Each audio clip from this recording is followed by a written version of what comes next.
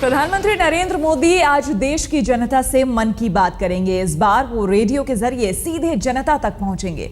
Radio पर ये मोदी वाणी अब से कुछ देर बाद यानी कि ठीक 11 बजे सुनाई देगा। ये 125 करोड़ देशवासियों का काम है।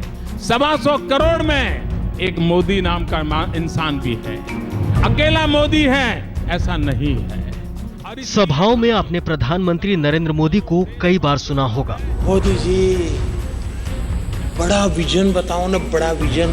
आपने ये भी देखा होगा कि कैसे प्रधानमंत्री सीधे लोगों के दिलों में उतरने की मुकम्मल तैयारी कर लेते हैं। मैं चाय बेचते बेचते यहाँ आया। वो टेलीविजन पर आते हैं और सबको अपना दीवाना बना लेते हैं।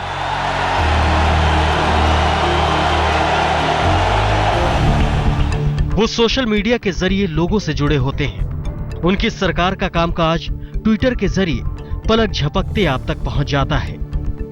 लेकिन प्रधानमंत्री अब एक नए अंदाज में आपके सामने आएंगे। जी हां, प्रधानमंत्री देश के साथ अपने मन की बात रेडियो के जरिए पहुंचाएंगे। ये है आकाशवाणी। प्रधानमंत्री ने गुरुवार की रात को ट्वीट किया है कि कल सुबह 11 बजे मैं रेडियो के माध्यम से अपने विचार आपसे साझा करने वाला हूं। रेडियो के धुरंधर इससे गदगद हैं। मेरे हिसाब से पीएम ना तो प्रधानमंत्री हैं ग्रेटेस्ट और ना ही प्राइम मिनिस्टर हैं, बल्कि he is a greatest planner of media. तो उन्होंने देखा कि 92% पहुंच जो है, जो हमारी जनसंख्या के अंदर पहुंच है, वो रेडियो की है। लेकिन कहीं ना कहीं टेलीविजन के ना होने के कारण जो उन्हें देख नहीं पाते या उन्हें सुन नहीं पाते, उन तक पहुंचने का बेहतरीन जरिया रहा रेडियो। प्रधानमंत्री कार्यालय ने एक बयान के जरिए जानकारी दी। रेडियो कार्यक्रम प्रधानमंत्री की ओर से लोगों के साथ नए ढंग से संवाद करने का एक और कदम है।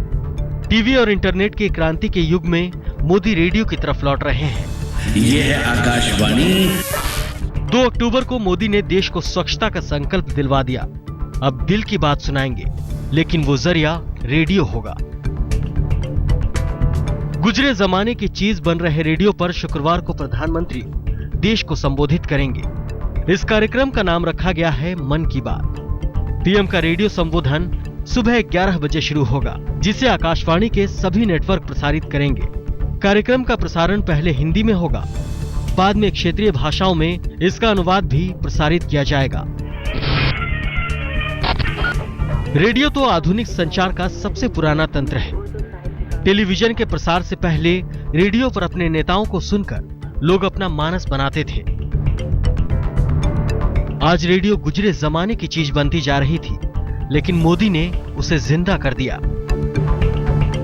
हम लोग जो है उत्साहित भी हैं सुनने के लिए, इसलिए पुरानी रेडियो को ठीक ठाक करके उसी पर सुनेंगे। देखिए, मोदी जी तो एक आज की डेट में, जैसे गांधी के बाद तो मैं मोदी को ही मान रहा हूँ आज की डेट में। मोदी जी का प्रोग्राम है तो इसलिए हम दुकान पर जाकर रेडियो को खुजवाए और उसको बनाकर बैटरी वैटरी खरीद कर आज नया लेकर आकर मैं रेडियो को ठीक करके रखना चाहता हूँ। रेडियो का दौर अभी बीता नहीं। टीवी क्रांति के बाद शहर से लेकर गांव तक रेडियो अलमारियों में सहेजकर जरूर रख दिए गए, लेकिन सिर्फ कुछ वक्त के लिए।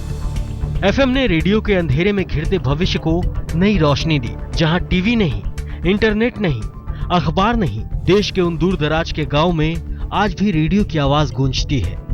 ये है आकाशवाणी। ये आकाशवाणी है। ये आकाशवाणी है। तभी तो पिछले महीने ही प्रधानमंत्री मोदी ने रेडियो पर मन की बात की भूमिका बना दी थी। पीएम ने एक ट्वीट किया, रेडियो पर जुड़ते हैं, आपके विचार चाहते हैं। कभी अमेरिकी राष्ट्रपति रूजवेल्ट ने रेडियो पर भाषण देना शुरू किया था। अमेरिका का वो चलन धीरे धीरे दुनिया पर छाता गया। भारत में भी एक समय राष्ट्रपति और प्रधानमंत्री राष्ट्र के नाम संदेश का जरिया रेडियो ही हुआ करता था। आज तकनीक के तमाम नए साधन आ गए हैं, लेकिन मोदी ने मन की बात सुनाने के लिए रेडियो को चुना, क्योंकि सुनने के लिए और बिल्कुल ध्यान से सुनने के लिए रेडियो से बेहतर माध्यम और क्या हो सकता है। पंकज शर्मा के साथ मोहम्मद अनस जुबैर, दिल्ली, आज तक।